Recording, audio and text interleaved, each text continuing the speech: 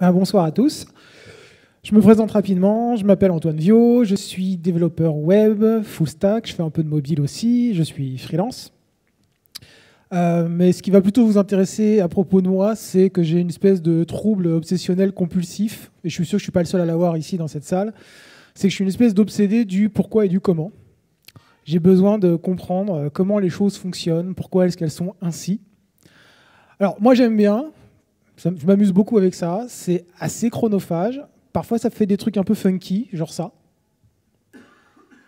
Quand je l'ai remontée, elle roulait toujours. J'ai même fait un tour d'Europe avec. Quand je l'ai redémontée, après, elle ne marchait plus. Bon, mais au moins, ça a l'avantage, c'est que ce soir, ça me permet de vous parler donc de ça. Angular, AOT, pourquoi et comment. Alors, ce n'est pas un talk sur comment faire de l'AOT en soi, parce que faire de l'AOT, ça se résume en une ligne, qui est là. Quand vous faites un build en Angular 2, alors je vais dire Angular 2, Angular 4, Angular. Retenez de manière générale que c'est Angular 2 à partir de la version 2. Donc quand vous faites votre build avec Angular CLI, vous avez juste à rajouter moins AOT. Et là, au miracle, ça fait de l'AOT. Et encore pas si longtemps, vous deviez modifier vos sources pour pouvoir faire de l'AOT. Aujourd'hui, c'est même plus la peine. C'est intégralement pris en charge par le CLI. En revanche, savoir exactement ce qui se passe à l'intérieur d'Angular, à l'intérieur du navigateur, à l'intérieur du compilateur, c'est quelque chose qui est très intéressant, ne serait-ce que pour sa culture personnelle. Aussi parce que comme c'est très très jeune, l'AOT, vous pouvez vous retrouver avec des messages d'erreur assez abscons, et c'est toujours bien de savoir qu'est-ce qui se passe derrière, parce que là, tout de suite, quand vous allez voir le message d'erreur, vous allez faire « OK ». Là, je sais que ngFactory, je sais ce que c'est. Quand il n'arrive pas à compiler ça, je sais pourquoi, etc. etc. Donc, c'est jamais perdu de savoir exactement ce qui se passe. Alors, pour vous parler de l'AOT, on va commencer vraiment au plus bas. On va commencer sans l'AOT, on va commencer avec Angular, point de départ, template et composant. Donc, on le connaît, le template et le composant sont reliés entre eux. Là, je vous ai mis des exemples super simples, vous les reconnaissez, de l'interpolation sur username avec les doubles brackets, une directive ngModel pour du two-way data bindings, un événement click qui appelle une méthode de mon composant, et puis évidemment la propriété username au milieu. Donc là, c'est du 101 de Angular 2. Ce qui est intéressant, ce qu'il faut savoir avec Angular 2, c'est qu'il y a eu un changement majeur qui s'est produit au sein de l'équipe Google. C'est qu'ils ont décidé, entre autres du fait de changer, de passer de JavaScript à TypeScript, de complètement tout rechambouler le modèle d'Angular 1, ils ont aussi décidé de piquer le boulot du navigateur. Parce que ça fait quoi un navigateur au départ? Un navigateur, ça prend du HTML et ça le transforme dans une représentation interne qu'on connaît tous, ça s'appelle le DOM. Ce DOM va être utilisé ensuite par le navigateur pour afficher la page. Et puis, ça va nous donner aussi un accès dynamique via le JavaScript. Et là, on va pouvoir jouer sur les styles, rajouter des nodes, en enlever, leur modifier, etc., etc. Donc ça, c'est un boulot qui est fait par le navigateur traditionnellement. Et le navigateur fait ça très bien et surtout, il le fait très vite. Angular, à partir de la version 2, pique ce travail au navigateur et le fait lui-même. Et pour faire ce boulot, Angular embarque un compilateur. Alors, qu'est-ce que c'est qu'un compilateur? On va faire un petit 101 sur le sujet. C'est très bête, en fait, un compilateur. Un compilateur, c'est un outil qui prend du source qui est lisible par les humains. Alors, quand je parle des humains, je parle des super-humains, c'est-à-dire je parle de vous et moi, les développeurs, évidemment. Les autres, tant pis pour eux. Donc, c'est du source qui est lisible par les humains et qui est ensuite transformé en quelque chose qui est exécutable par de la machine. Et pour faire ce boulot, un compilateur habituellement utilise ce qu'on appelle un Abstract Syntax Tree, un AST. Alors pour faire une comparaison facile, un AST, qu'est-ce que c'est? C'est l'équivalent du DOM. Alors on va voir ce que c'est, parce que l'AST a un rôle crucial au sein d'Angular. Je vous présente un AST. Alors ça peut paraître un peu abstrait et un peu flippant comme ça, je vous rassure, c'est très très bête. Là, vous avez 3 lignes de code. X égale 1, Y égale 2, et on calcule 3 fois X plus Y. Notre compilateur va prendre ce texte, x égale 1, y égale 2, etc., et va le transformer dans l'arbre que je vous ai mis à côté, simplement sur une logique qui s'appelle la notation polonaise inversée, qui consiste à simplement utiliser dans les nœuds les opérateurs et dans les feuilles les opérandes. Voilà, c'est à peu près tout ce que ça fait, et ça vous produit l'arbre qui est là. Donc qu'est-ce qu'on voit? On voit que le premier opérateur, c'est l'assignation, pour x égale 1. Les opérandes, c'est x et c'est 1. Voilà. J'ai ici mon nœud égal et mes deux feuilles x et 1. Pareil pour y égale 2. Et pour tout ce qui est composition d'opérateurs, vous le voyez, la logique qui est là. On commence par la multiplication. Quelle est l'opérande associée? C'est 3. L'autre opérande, c'est x plus y. Donc on descend sur le nœud opérateur plus, et ensuite xy dans les feuilles, et voilà. Le gros intérêt d'un AST, c'est qu'à partir de cette représentation interne, on peut produire ce qu'on veut. À la base, on a le code source. Le compilateur en interne lui fait son AST. Et si derrière, on veut faire autre chose, c'est-à-dire que si par exemple, on veut produire, je ne sais pas moi, un autre langage, c'est possible. C'est typiquement ce que fait TypeScript. TypeScript, vous écrivez votre code en TypeScript, il fabrique un AST, et à partir de cet AST, il génère du JavaScript. Tous les compilateurs font ça. Ça peut générer donc un autre langage. Dans ce cas-là, on appelle ça un transpiler. Ça peut générer du code machine, quand on compile du C. Ça peut générer du bytecode pour être interprété par une machine virtuelle. C'est le cas du Java, etc., etc. Alors maintenant, pour revenir à Angular, qu'est-ce qui se passe? On part donc de notre template. Angular va prendre ce template et va en faire un AST. Cet AST va ensuite être utilisé pour générer le DOM. Et puis, à partir du moment où on a le DOM, ça y est, le navigateur peut travailler et il peut afficher la page, et on peut ajouter des événements, etc., etc. Là, j'ai mis une ligne de séparation entre le haut et le bas. Le haut, c'est vraiment le boulot que fait Angular. Ensuite, quand on bascule dans le DOM, le navigateur prend la main et c'est fait. Alors, je vais insister assez lourdement sur une chose, c'est que tout ce que vous voyez là se passe dans le navigateur. Et ça a des conséquences énormes, on va le voir ça après. C'est-à-dire que vous êtes en train de faire votre application en TypeScript, super. Vous la buildez, ça vous fait un bundle avec Webpack ou avec le Angular CLI. Vous obtenez un bon gros fichier bundle.js qui contient votre application, mais aussi Angular, et dans Angular, le compilateur. On prend ce bundle, qui pèse son poids, on l'envoie au navigateur. Le navigateur lance le JS, en l'occurrence Angular. Angular va aller chercher les templates, va les compiler en AST, puis de l'AST va générer le DOM, et voilà, on est bon. On reviendra en détail là-dessus tout à l'heure. Ce qu'on va regarder, alors là, on va rentrer un peu dans le dur. Est-ce que tout le monde est à l'aise ici avec le JavaScript? Qui ne l'est pas? Yes. Donc, on va partir sur le fonctionnement de ce qu'on voit là, pas à pas. Qu'est-ce qu'on a au départ? On a un template. Vous avez vu, je vous l'ai fait assez simple. Donc, on a une div. À l'intérieur de la div, on a imbriqué un H1. Et dans le H1, on a imbriqué une text node qui est en fait une interpolation Angular. À partir de là, le compilateur fabrique l'AST. Alors, à quoi il ressemble l'AST au sein d'Angular? C'est du JSON, tout bête. Le voilà. Quand on le regarde, en fait, ça fait beaucoup penser au DOM. En fait, c'est un peu le miroir du DOM à l'origine. Donc, on retrouve quoi? On retrouve un tableau de nodes. Chaque node est un objet.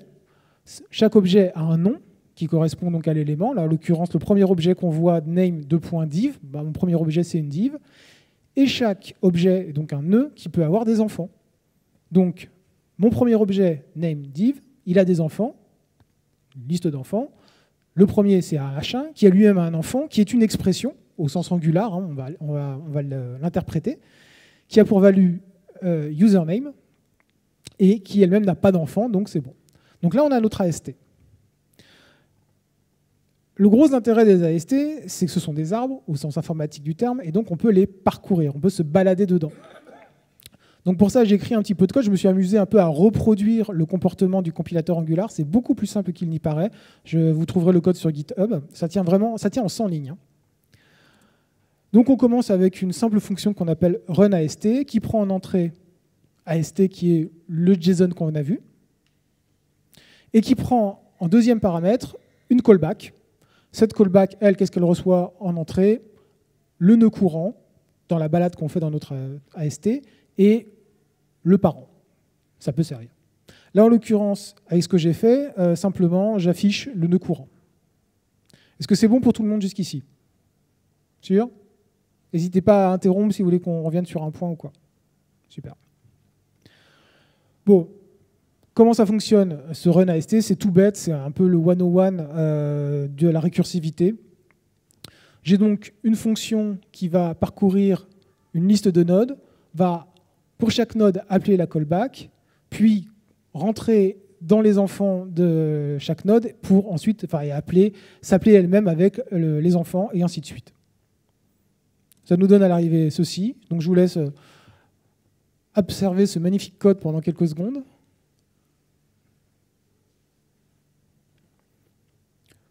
Donc ça, c'est ce qu'on appelle de manière générale le pattern visiteur.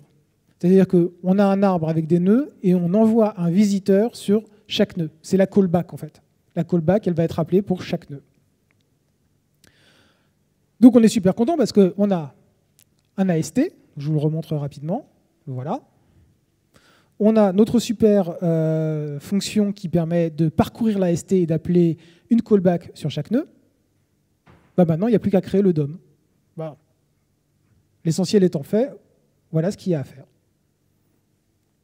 Ah pardon, excusez-moi, je suis allé un petit peu vite. J'ai oublié, oui évidemment, console.log qui était mon utilisation première. Voici le résultat.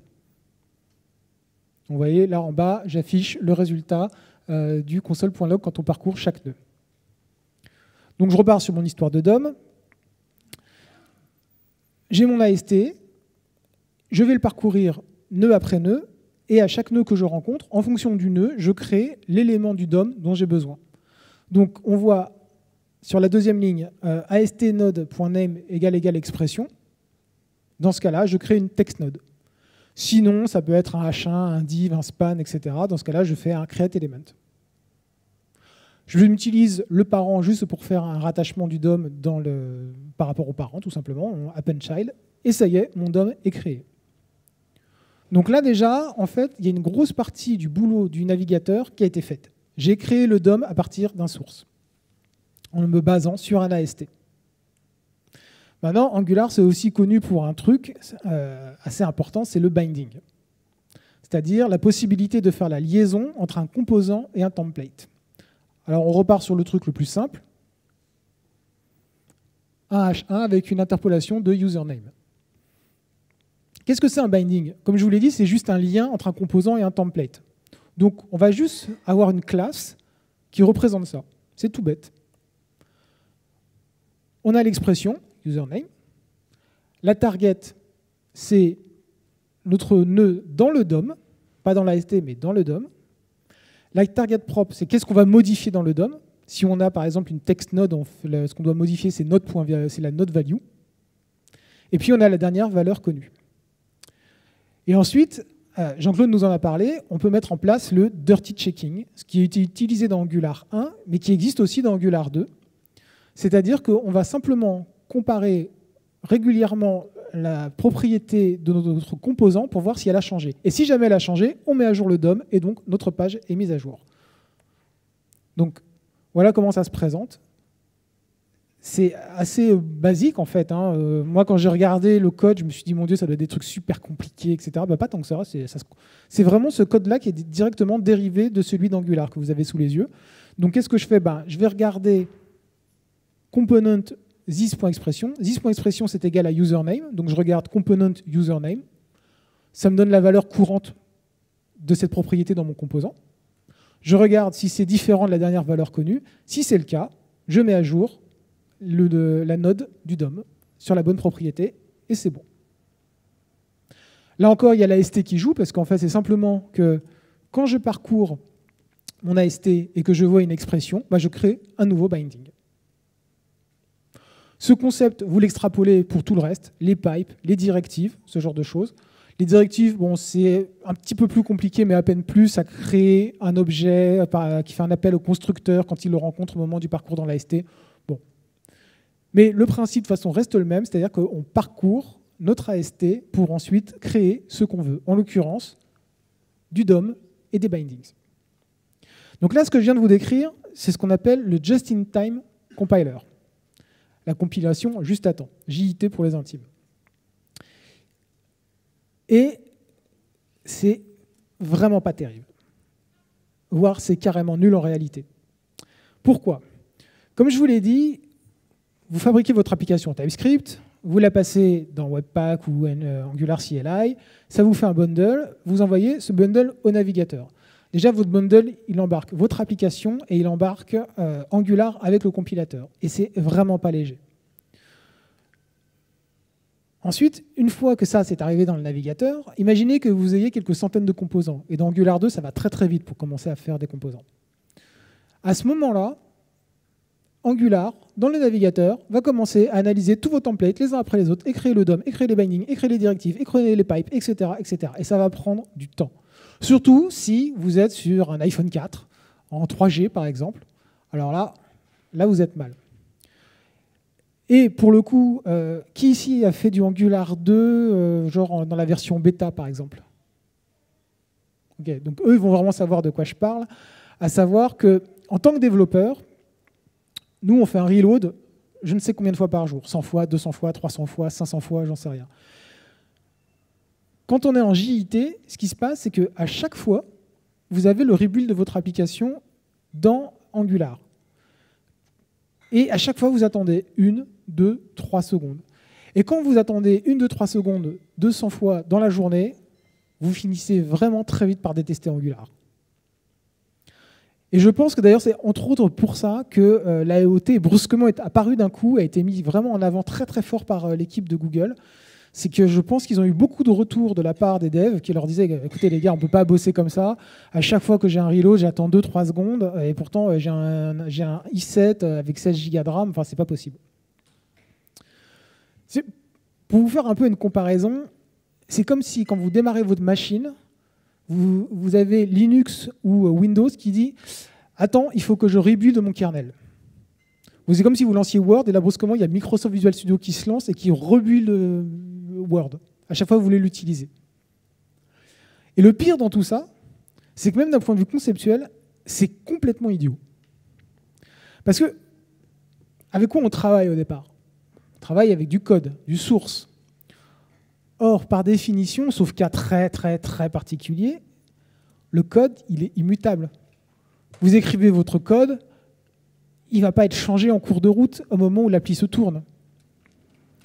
Donc, à quoi ça sert d'envoyer quelque chose d'immutable pour qu'au bout du compte, il ne soit pas réutilisé de façon efficace?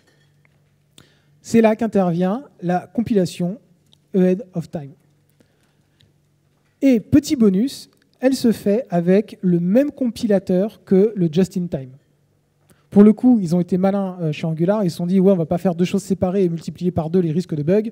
Ils se sont dit on va simplement utiliser le même compilateur, c'est juste que comme on passe par un AST, qui est la représentation intermédiaire, on peut produire d'un côté du DOM, mais de l'autre côté, on peut produire autre chose qui pourrait être fait du côté du développeur. Alors justement, c'est là que se pose la question. Puisqu'on a décidé de faire la compilation depuis nos sources sur la machine du développeur, qu'est-ce qu'on va produire depuis notre AST? Un navigateur, ça travaille avec le DOM. Le problème, c'est que le DOM, c'est une représentation interne et on ne peut pas générer du DOM comme ça. Ça ne fonctionne pas, on ne sait pas comment c'est fait. On pourrait par exemple envoyer l'AST. Ça fonctionnerait très bien. Alors, à ma grande surprise, ce n'est pas ce que fait Angular. En tout cas, quand Angular 2 a mis en place l'AOT, ils n'utilisent pas du tout l'AST, ils utilisent autre chose, on va en parler. En revanche, dans Angular 4, ils commencent à faire un mix en utilisant l'AST directement. Mais sur Angular 2, dans les principes de compilation, en fait, ils ont décidé de jouer à Inception et de faire rentrer Leonardo DiCaprio dans le code. En fait, ce qui se passe, c'est que le compilateur va générer du code qui génère le DOM. Je le refais. Le compilateur, à partir de l'AST, va générer du code, du JavaScript, qui génère le DOM. Alors concrètement, qu'est-ce que ça donne? Là, ce que vous voyez, c'est la même fonction que j'utilisais tout à l'heure pour créer le DOM. C'est-à-dire que vous vous souvenez où on avait document.createElement, etc., les bindings. Voici ce qui est fait maintenant. C'est du code généré. D'où le code gen que vous voyez là. Et donc, c'est simplement du code TypeScript. Alors, je disais JavaScript, en fait, c'est du TypeScript qui est fait par Angular. C'est du TypeScript qui est généré, qui ensuite est intégré dans vos sources. Alors ça, vous pouvez les voir, c'est quand vous balancez un coup de compilation AOT, vous avez des fichiers ngFactory qui sont générés. C'est dans ces fichiers, vous allez regarder, que vous trouverez ce type de code. Le code qu'il y a là génère le template que vous avez juste au-dessus. Et donc vous voyez, c'est vraiment du généré parce que ça utilise DOM L0, 1, 2, 3, ça fait tout le travail de façon automatique. Donc en faisant ça, c'est assez génial parce que vous avez votre générateur de DOM qui est créé, qui est bundlé dans votre application et qui est envoyé au navigateur. Et là, on n'a plus besoin du compilateur. Il n'y a même plus besoin des templates, puisque vous avez un générateur de templates qui a été créé sur votre machine de dev. Alors, ce qui est assez drôle, c'est que quand ils ont sorti ça, ils ont dit « ça y est, on a résolu les problèmes de perf, vous allez voir, ça va être beaucoup plus rapide, c'est génial ». Après, il y a évidemment des gens qui ont dit « c'est quand même un peu embêtant parce que moi, mon template, quand je veux faire un div, je mets div ». Vous, quand vous voulez faire un div, vous faites document.createElement div. Je suis désolé, ça fait un petit peu plus long. Je me souviens, j'en avais discuté avec un des core contributeurs d'Angular quand il était de passage à Paris, et sa réponse était « oui ». C'est pas faux, c'est pas faux. Et c'était à peu près arrêté là. Il disait, c'est vrai que ça pourrait dépasser la taille de compilateur et on pourrait perdre quelque chose, mais en même temps, ça se zip bien, etc., etc. Évidemment, j'en parlerai tout à l'heure à propos d'Angular 4, ils ont bien compris que non, c'était pas possible comme ça pèse beaucoup trop lourd. Et le fameux gain du compilateur qu'on retire du bundle et que finalement, on se retrouve avec un générateur de templates qui pèse 3 tonnes, ça n'a aucun intérêt. Par contre, il y a d'autres intérêts avec l'AOT, et ils ne sont pas des moindres. Comment on fait une analyse statique des templates? On fait un boulot que les navigateurs ne font jamais. En l'occurrence, vous le savez, les navigateurs, c'est ultra permissif. Si vous écrivez du HTML qui fait n'importe quoi, vous n'aurez pas de message d'erreur. Vous aurez n'importe quoi sur votre page, mais vous n'aurez pas de message d'erreur. En revanche, quand vous passez par l'AOT, le compilateur d'Angular, il va regarder vos templates, puis il va essayer de fabriquer un AST avec ça. Et s'il n'y arrive pas, il va vous dire je suis désolé, moi j'y arrive pas parce que là, par exemple, si j'ai un H1 et en face je le ferme avec un span, c'est pas cohérent. Et là, bonne nouvelle, Angular est capable de nous l'indiquer au moment de la compilation sur notre machine de dev. Donc en termes de fiabilité et de qualité logicielle, déjà on monte d'un cran. En plus, ça ne touche pas que le HTML. Moi, je me souviens du nombre de fois où j'ai fait des boulettes, notamment en Angular 1, parce que je m'étais trompé sur les noms de mes interpolations, sur l'appel des events, etc. Là, comme on est toujours dans une analyse statique, même punition, si je fais une typo, le compilateur va le repérer immédiatement. Alors aujourd'hui, quand il le repère, c'est pas super précis parce qu'il vous le signale directement dans les fichiers générés. Donc là, en l'occurrence, vous voyez, c'est ngFactory. Ça ne vous ramène pas directement au code qui ne fonctionne pas. Et puis il y a encore un autre avantage, c'est plein d'avantages, l'AOT, c'est une boîte de chocolat. Ça permet des optimisations sur les accès indirects. Alors, je vous remets le code qu'on avait tout à l'heure pour checker les bindings, donc le dirty checking. Ce qu'il faut savoir, c'est que les moteurs JavaScript détestent les accès indirects par des variables. Alors, qu'est-ce que c'est? Je vous les mets en avant ici. Si je fais component entre crochets this expression, le moteur JavaScript il doit d'abord aller regarder ce que c'est que this expression, et ensuite il doit l'appliquer sur component, qui en gros est du hmap, et aller essayer de retrouver la valeur. Et ça lui prend un temps monstrueux. Deuxième encadré, c'est la même punition. This target propre, on ne connaît pas la valeur à l'avance, c'est une variable, c'est mutable. Donc, il faut aller récupérer sa valeur. Ensuite, il faut aller dans thisTarget, qui est aussi une hmap qui est reliée au DOM, et il faut aller la chercher, et ça prend des plombes, et ça prend des plombes. Les moteurs JavaScript essaient d'optimiser ça avec ce qu'on appelle de l'inline caching, c'est-à-dire qu'en gros, c'est du cache. C'est-à-dire que s'ils ont déjà vu cette valeur, ils savent à peu près où la trouver. Le problème, c'est que le inline caching, il ne peut pas s'étendre à l'infini. Donc, c'est complètement cassé dès qu'on va avoir un petit peu beaucoup de bindings dans ce cas-là. Mais comment on fait de la compilation et qu'on sait déjà à l'avance ce qu'on va produire? Il suffit de l'écrire dans le code généré. Donc là, ce que je viens de vous écrire, ça peut se transformer en ceci. Là où avant, j'avais un component this expression, j'ai juste à mettre component username, puisque je connais mon binding à l'avance. Je sais que c'est username que je vais linker. Et pour l'élément du DOM, c'est la même chose. Dans mon AST, je l'ai généré, je lui ai donné un nom, DOM L _ 3. Et je sais que c'est notre value qui va être touchée. Je n'ai qu'à le générer dans mon code.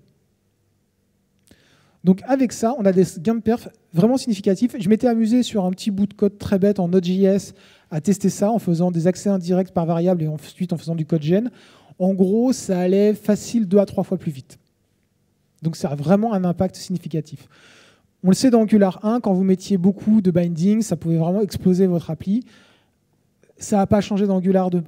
Angular 2 est plus intelligent de fait par son architecture en composants hiérarchiques pour détecter les changements dans les composants. Il n'empêche, ce n'est pas une raison pour laisser du dirty checking tout pourri si on peut l'optimiser. C'est exactement ce que fait l'AOT. Alors là, je vous ai parlé essentiellement de l'AOT dans Angular 2, version 2. Depuis peu, la version 4 est sortie, il y a eu des nouveautés. Alors, il n'y a pas une nouveauté au sens externe. C'est-à-dire qu'ils ont fait des changements au sens interne, le principal étant de réduire la taille du code généré. Parce que comme je vous l'avais expliqué, c'est bien sympa de faire un document.createElementDiv, ce sera toujours plus long en taille et en poids qu'un simple div. Donc maintenant, ils utilisent un système qui est une sorte de mixte entre l'AST. Donc en gros, il y a d'un côté un tableau qui contient les différents éléments du template. Et puis, vous avez aussi du code qui sont en fait des fonctions, qui génèrent des fonctions qui permettent ensuite de construire le DOM, les bindings, les directives, etc. En fait, ils ont beaucoup travaillé sur un système de benchmark à 4 variables. Ça, c'est dans le dernier talk du principal responsable du compilateur chez Angular. Donc, la taille de l'application, le temps de lancement, le bootstrap, le temps pour changer d'une vue à l'autre, la route, et l'update, c'est-à-dire le temps qu'il faut pour mettre à jour la vue quand vous avez du binding qui change.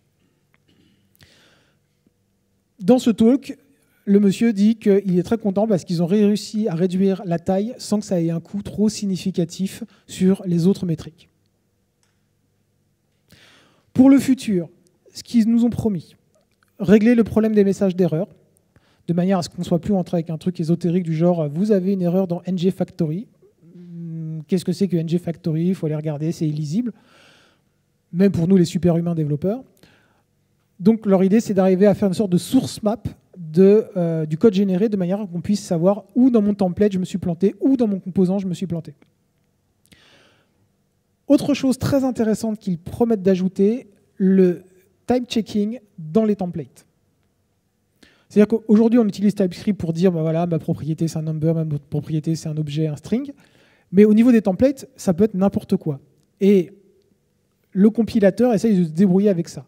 L'idée, ça va être de s'assurer que le binding qu'on fait est bien cohérent entre le template et le composant. Ce qui sera, à mon avis, un gros pas en avant en termes de fiabilité et de qualité logicielle.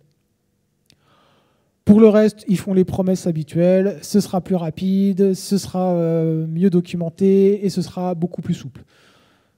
Alors, je fais juste, pour finir, une petite explication sur pourquoi est-ce que c'est très important ces histoires de compilateurs. Je ne sais pas si vous vous souvenez, quand Angular 2 a été annoncé, ils ont dit Angular 2 n'est pas un framework, Angular 2 est une plateforme. Alors tout le monde est en train de se demander qu'est-ce qu'ils veulent dire par là, à quoi ça rime, etc., etc. En fait, l'explication tourne autour de ce fameux compilateur. Parce que l'idée, c'est de sortir Angular du navigateur. L'idée, c'est que comme de toute façon, on a une compilation des templates, des bindings, des directives, des pipes, etc., qui passe par un AST qui permet de générer ce qu'on veut, ça veut dire qu'on n'est pas obligé de générer du DOM.